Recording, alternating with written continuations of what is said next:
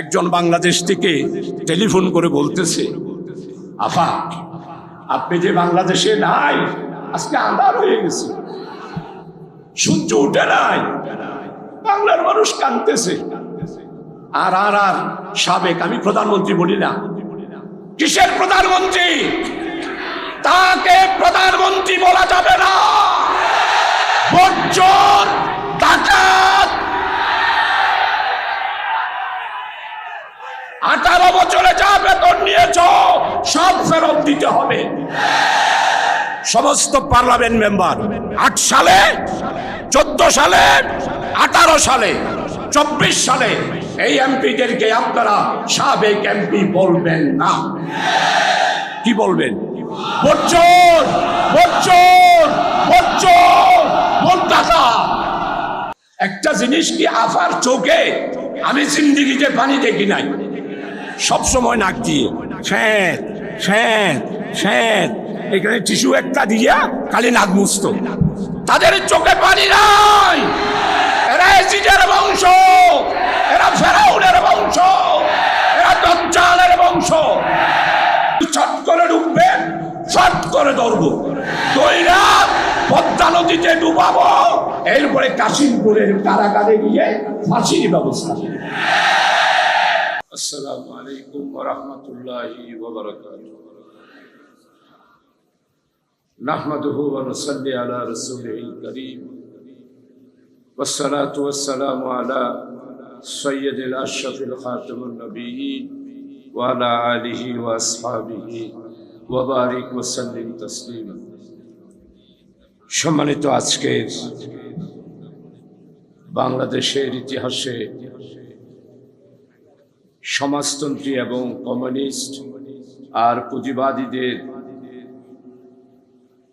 শ্রমিক আন্দোলনের দৌরাত্ম্যের চ্যালেঞ্জের মোকাবেলা করে 1963 সালের 13 মে যাত্রা শুরু করেছিল বাংলাদেশ শ্রমিক কল্যাণ ফেডারেশন। আজকের এই কাউন্সিল অধিবেশনের উপস্থিত আমার প্রিয় শ্রমিক ভাই, ডেলিগেট ভাই এবং বোনেরা,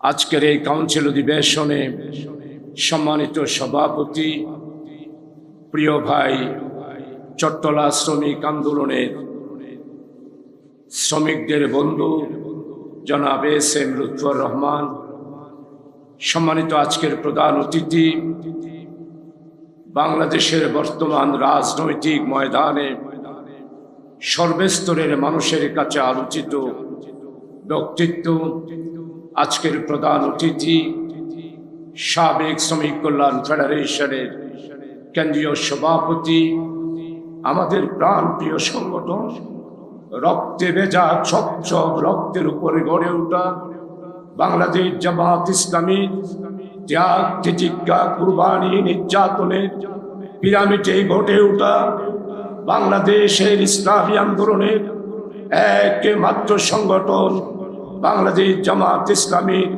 সম্মানিত কেন্দ্রীয় সেক্রেটারি জেনারেল, মঞ্চে উপস্থিত সম্মানিত কেন্দ্রীয় অ্যাসিস্ট্যান্ট সেক্রেটারি, চট্টলার কৃতি সন্তান জনাব মাওলানা মোহাম্মদ শাহজাহান, প্রবীণ শ্রমিক নেতা হারুন ভাই, মঞ্চে উপস্থিত অতিথিবৃন্দ, সাংবাদিক বন্ধুরা, শ্রমিক কল্যাণ ফেডারেশনের শুভাকাঙ্ক্ষীরা, বন্ধু সংগঠনের নেতৃবৃন্দরা, আমার প্রিয় ডেলিগেট ভাই ও বোনেরা, আল্লাহ তাআলা শুকরিয়া আদায় করছি এই প্রচন্ড গরমের মধ্যেও আজকে যেহেতু স্বাধীনভাবে নতুন যাত্রায় নতুন বাংলাদেশে বাংলাদেশ শ্রমিক কল্যাণ ফেডারেশন আজকে কাউন্সিল অধিবেশন আমরা করতে পারছি, এই জন্য আল্লাহর দরবারে শুকরিয়া আদায় করছি। আজকে আপনারা যারা উপস্থিত হয়েছেন, এমন কেউ নাই যারা কারাগারে যান নাই, এমন কেউ নাই পারিবারিকভাবে নির্যাতিত হন নাই, মাথা উঁচু করে সমাজে 18 বছর আমরা চলতে পারি নাই।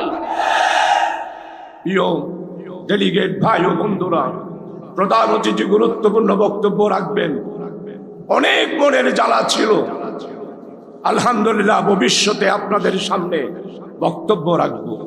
আজকে শুরুতে স্মরণ করছি বৈষম্য বিরোধী ছাত্র আন্দোলনে চট্টগ্রাম মহানগরীতে যখনই ডাক দিয়েছি, আমার প্রিয় ভাই লুৎফর শ্রমিক ভাইদেরকে নিয়ে রাজপথে হাজির হয়েছে। বাজার প্রাচীর গড়ে তুলেছে আমার শ্রমিক বন্ধুরা।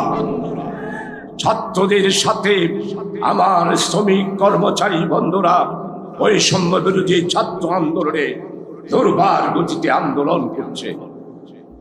আমি আজকে স্মরণ করছি এই শহীদি কাফেলায় একটি নাম, সেটা হলো শ্রমিক কল্যাণ ফেডারেশনের প্রিয় ভাই শ্রমিক নেতা জনাব ফারুককে।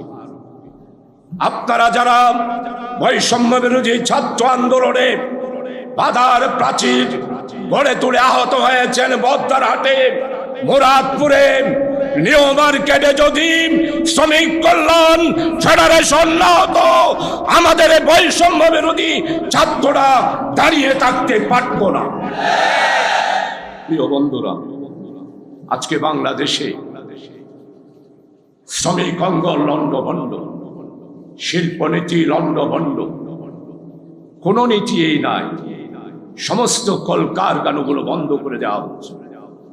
ওই ৭২ সালে মরহুম শেখ মুজিব জাতীয়করণের মাধ্যমে আমাদের শ্রমিক অঙ্গনকে সম্পূর্ণরূপে ধ্বংস করেছে আওয়ামী লীগ আর আওয়ামী লীগের নেতা শেখ মুজিব। আজকে প্রধান অতিথি, আপনার কাছে অবশ্যই রিপোর্ট আছে। ৭২ থেকে ৫৩ বছরের আজকের মধ্যে জাতীয়করণের মাধ্যমে, জাতীয়করণের শিল্পনীতির মাধ্যমে কলকারখানাগুলো আওয়ামী লীগের নেতারা, শেখ মুজিবের প্রেতাত্মারা যেইভাবে লুটপাট করেছে তার শ্বেতপত্র আমরা এখনো পর্যন্ত পাই নাই। আদমজি বলুন, কে রহমান বলুন, জুটমিন বলুন, আমিন জুটমিন বলুন, সব পেচলট করেছে এই আওয়ামী লীগেরা, বাকশালীরা। সম্মানিত প্রধান অতিথি, আপনার কাছে অনুরোধ করব, এই শতবেত্রগুলো বের করে বাংলার মানুষকে জানাতে হবে। বেতনের বৈষম্য আশ্চর্য ব্যাপার। এক একজনে বেতন পায় ৩.৫ লাখ, ৪ লাখ। এখন শুনতেছি আমাদের প্রাইভেট বিভিন্ন শিক্ষা প্রতিষ্ঠানও বারে বাপরে বাপ বেতনের বাহার। স্পষ্ট বলতে চাই, বাংলাদেশের এই বৈষম্য বেতন আমরা সহ্য করতে পারি না। আমার মনের দুঃখ, উপদেষ্টা মহোদয়কে বলেছি, বেতন কাটাবো, আবার নতুন ভাবে সাজাতে হবে। আমার ভাইরা বলছে নিম্ন মজুরি ২০,০০০। কিসের ২০,০০০? সচিব পাবে ৫ লাখ আর আমার শ্রমিক পাবে ২০,০০০। এটা কোনোদিনও হতে পারে না। প্রিয় ভাই সব, আপনাদের খেদমতে আরজ করতে চাই, প্রধান অতিথি আজকে বক্তব্য রাখবেন, বিশেষ অতিথি বক্তব্য রাখবেন। আমার ২টা দাবি, সার্কিট হাউসেও বলেছি, আমার শ্রমিক ভাইয়েরা তার ছেলেদের লেখাপড়া করাতে পারে না। প্রাইভেট বিশ্ববিদ্যালয়ে গেলে আপনি গরিব মানুষ, টাকা নাই, এখানে কেন আসছে? তো কোথায় যাবে? সরকারি কলেজেও জায়গা নাই, আপনাদের ওইখানেও জায়গা নাই, আমরা কোথায় যাব? আমাদের যাওয়ার জায়গা আমাদেরকেই করে নিতে হবে। এই জন্য মাওলানা মতিউর রহমান জামি শহীদ হৃদয়ের নেতা ২০০৪ সালে পার্লামেন্টে আপনিও ছিলেন, উনি বক্তব্য রেখেছিলেন, চিকিৎসাকে বাণিজ্যকরণ করা যাবে না, শিক্ষাকে বাণিজ্যকরণ করা যাবে না।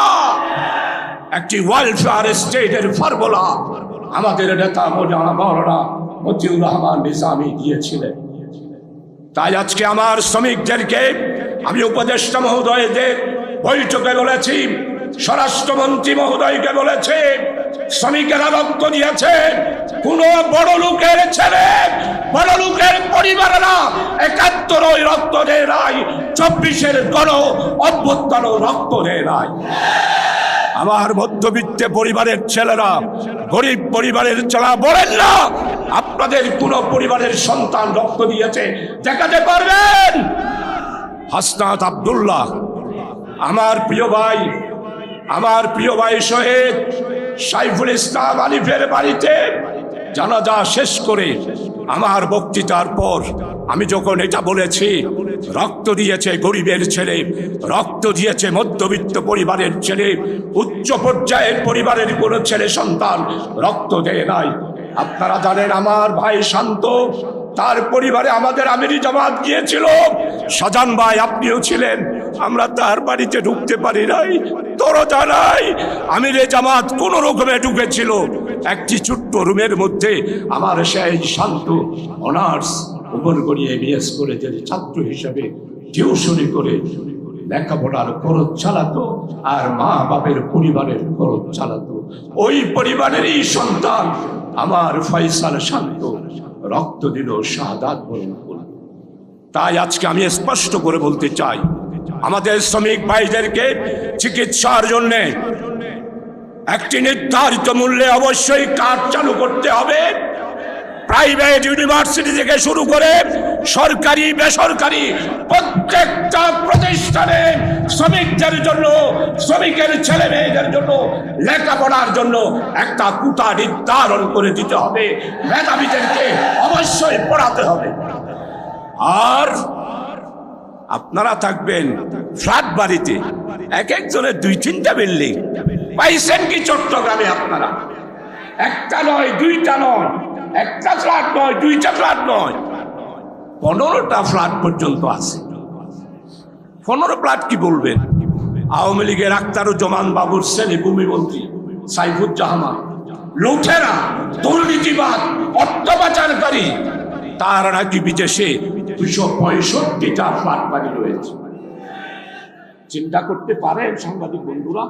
এগুলো একটু লিখে, এটা আমি বলতেছি, মারলে মারবে আর কি।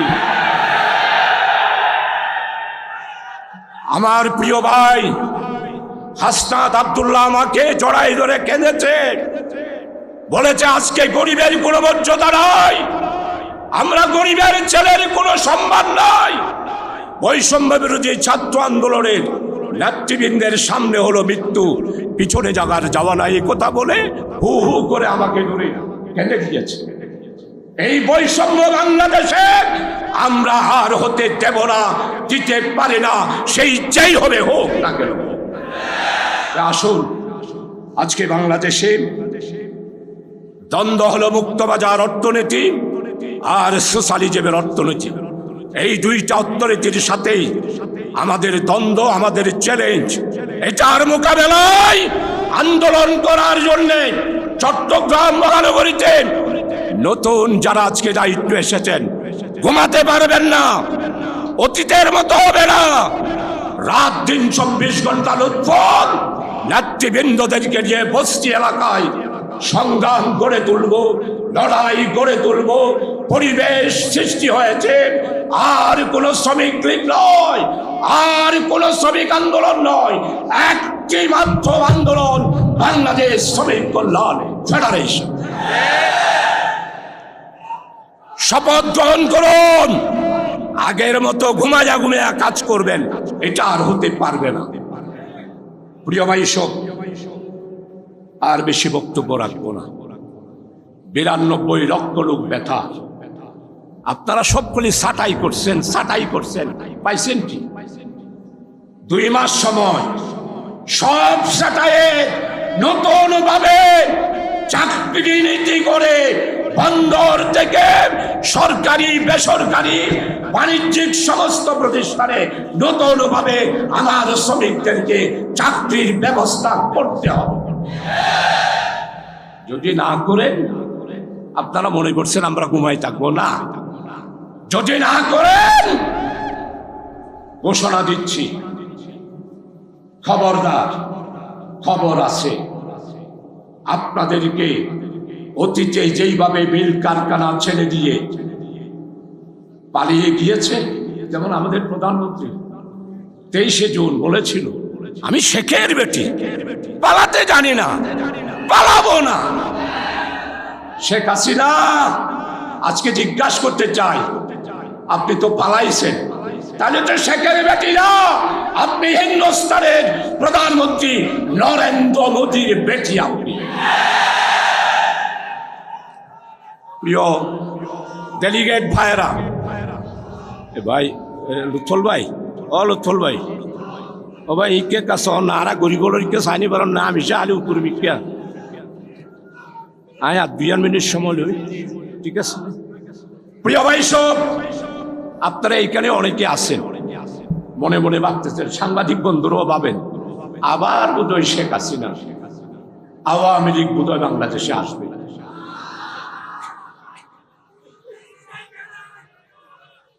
প্রিয় ভাই সব, ফেসবুকে দেখলাম একজন বাংলাদেশ থেকে টেলিফোন করে বলতেছে, আফা আপনি যে বাংলাদেশে নাই, আজকে আন্ধার হয়ে গেছে, সূর্য উঠে নাই, বাংলার মানুষ কাঁদতেছে। আর আর আর সাবেক, আমি প্রধানমন্ত্রী বলি না, কিসের প্রধানমন্ত্রী? তাকে প্রধানমন্ত্রী বলা যাবে না, বজ্জর ডাকাত। 18 বছরে যা বেতন নিয়েছ সব ফেরত দিতে হবে। সমস্ত পার্লামেন্ট মেম্বার 8 সালে, 14 সালে, 18 সালে, 24 সালে এই এমপিদেরকে আপনারা সাবেক এমপি বলবেন না। কি বলবেন? বজ্জর, বজ্জর, বজ্জর, বজ্জাতা। আমি মাননীয় খনিজ, গ্যাস, বিদ্যুৎ, রেলওয়ে, সেতু মন্ত্রী ফজল কবির খানকে সার্কিট হাউসে বলেছি, উনি এককালে 70 সালে সাতকানিয়ায় গিয়েছিল, পরিচয় হয়ে গেছে। আমি বললাম, সম্মানিত উপদেষ্টা, এমপিরা একদিনও 15 বছরে জাতির জন্য বক্তব্য রাখে নাই। তাদের বক্তব্য কি? 1000 বছরের শ্রেষ্ঠ বাঙালি, 1000 বছরের মানবতাবাদী তাদের নেত্রী। শুধু এই ক্যানভাসেই করেছে, জাতির জন্য কিছু করে নাই। এই জন্য বেতন ভাতা সবকিছু উদ্ধার করার জন্য দুদুকে মামলা সাবমিট করুন। এমনি বেতন নিয়ে যাবে। অন্যান্য প্রতিষ্ঠানের গুলো ইনশাআল্লাহ বলতেছি, উপদেষ্টার সাথে সম্পর্ক তো আল্লাহর মেহরবানি হয়েছে। 2 লাখ টাকা বেতন, 2.5 লাখ টাকা বেতন, এগুলো আর বাংলাদেশে হবে না। প্রিয় ভাই সব, আসুন, এইদিকে বলতেছে আফা, আর ওইদিকে আফা ফুলতেছে। একটা জিনিস কি, আফার চোখে আমি জিন্দিগিতে পানি দেখি নাই, সবসময় নাক দিয়ে শ্যাঁত শ্যাঁত শ্যাঁত, এখানে টিস্যু একটা দিয়া খালি নাক মুছত। তাদের চোখে পানি নাই।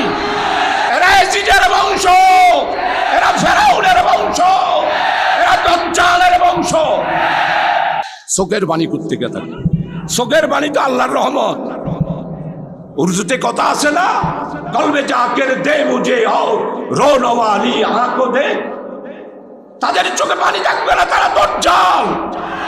আর ওই দিক থেকে বলতেছে, তোমরা চিন্তা করো না, আমি একদম বর্ডারের কাছাকাছি আছি, যেই কোনো সময় ছট করে ঢুকে পড়বো। শেখ হাসিনা, আপনি ছট করে ঢুকে যাবেন, আর আমার শ্রমিক বন্ধু, শ্রমিক কল্যাণ ফেডারেশন, জামাত, শিবির, বাংলাদেশের 18 কোটি মানুষ, আপনি ঢুকবেন আর আমরা চেয়ে থাকবো না।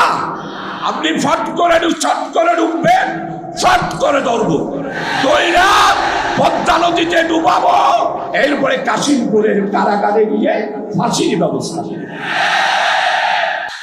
আসুন, আগামী দিনে বৈষম্য, ইনসাফ, বৈষম্যহীন, ইনসাফ, ন্যায় ভিত্তিক, সুখী, সমৃদ্ধিশালী উন্নয়ন করে একটি ইসলামিক কল্যাণময় রাষ্ট্র কায়েম করার জন্য আজকের কাউন্সিলের ডেলিগেট ভাইদেরকে, বোনদেরকে অবিরাম সংগ্রাম, অবিরাম লড়াই দাওয়াতি কাজ, ঘরে ঘরে দাওয়াতি কাজ করে আগামী দিনের বিপ্লবের জন্য তৈরি থাকার আহ্বান রেখে আপনাদের সবার কাছে আছে। আমার বক্তব্য এখানে শেষ করছি। আল্লাহ হাফেজ। ওয়া মা তৌফিক ইল্লা বিল্লাহ। আসসালামু আলাইকুম।